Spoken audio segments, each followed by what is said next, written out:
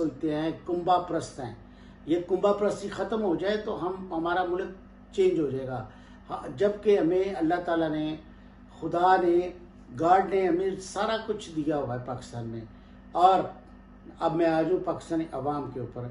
हमारी अवाम के लोग भी जो है ना, वो भी मेहनती लोग हैं। हमारे बच्चे पढ़े लिखे हैं जिनको हकूक नहीं मिलते यहाँ इस मुल्क में। वो आज मैं कितने हज़ारों करोड़ों लोग बता सकता हूँ जिन्होंने एमएससी की है, एमए किया हुआ है, बहुत अच्छी एजुकेशन ली हुई है। वो बेचारे को 30,000 की जॉब नहीं मिलती। अगर मिल जाती है तो वो बेचारा बड़ी मुश्किल से कन्वेंस यूज़ की अपनी है, सब कुछ अपना है, और वो जाके मेहनत कर रहा है। और वो 30,000 तकरीबन 15,000 अपने ऊपर लगा देता है और 15,000 का घर का सिस्टम चलाता है। और मुझे बड़ी शर्म आती है जब हम काम